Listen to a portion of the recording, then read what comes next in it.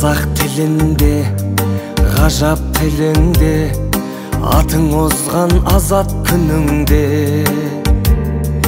Ана тілін білмегеніңде, өз-өзіңді мазақ қылуде. Қазақты бірге, қазақтығың қазақ тіліңде, ғажап дініңде. Қазақ тілі бабамның тілі.